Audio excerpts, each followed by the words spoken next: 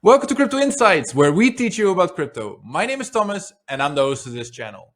In this video, I'll explain the whole process of how to become a resident in Portugal, because this is a question I'm receiving a lot. So whether you're from the European Union or outside of the European Union, this video needs to answer your main questions. So with all of that said, let's jump into this week's video. So this video will be based on an article that I have written a while ago, and you can find it on my website, which is cryptotaxesportugal.com, and then going to documents. If you can't find it, there is also a link below this video that guides you directly. So the title is How to Become a Resident in 2022. The basic guide to become a resident as a European citizen. Because if you're not a European citizen, you also have to do the visa application. So you need to get the right to become a resident in Portugal, which is a different process. I can also help you with that. If you have questions regarding your personal situation, you can always reach out to me or leave a comment below and I will reach out to you.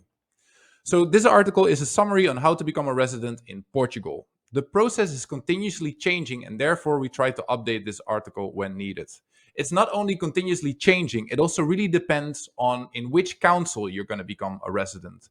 The fastest process is in Lisbon. Even if you go to the other side of the river, which is Almada, the process can take up to 2 weeks. So what do you need? You need a passport, a bank statement containing 6 times Portuguese minimum wage, or a Portuguese working contract. And also you need a Portuguese first home purchase, so that means that you're owning a home, or a long-term rental contract, which is the minimum of 6 months. So it needs to be a legal rental contract. So step 1 of the process, everything in Portugal starts with obtaining the NIF. If you're not from the EU, you would also have to show a copy of the stamp, of the Portuguese stamp in your passport. And if you're within the EU, this is not needed. So you will need to request a fiscal number at the Finanças. They will connect your fiscal number to a non-Portuguese address, so you will become registered as a non-resident. This is actually already changed because you can't ask this NIF in person anymore. The Finanças doesn't give this NIF in person.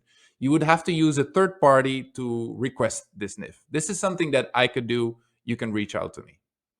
Then the second step, after you have the NIF, you will have to go to the local Junta de Freguesia. At the Junta de Freguesia, you will need to request the Atestado de Residência.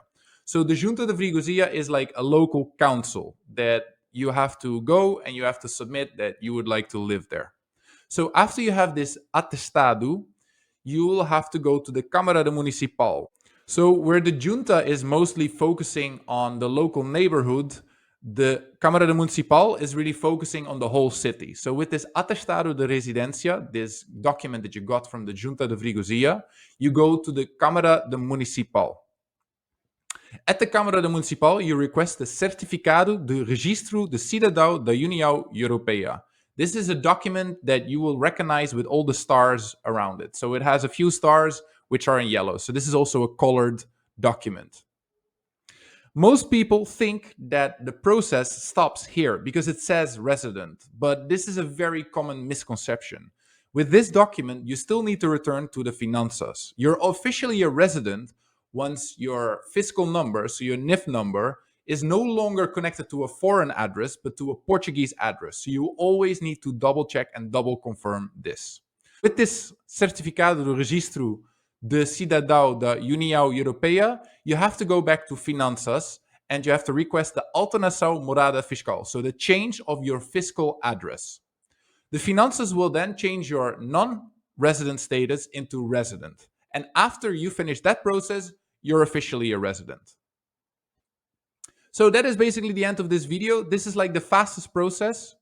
If you have any questions that are more personal about where should you exactly go, please send me an email to contact@cryptotaxesportugal.com. If you like this video, please like and subscribe and share it with other people, as this is just free knowledge that I'm spreading through YouTube. And I hope to see you next week. Bye!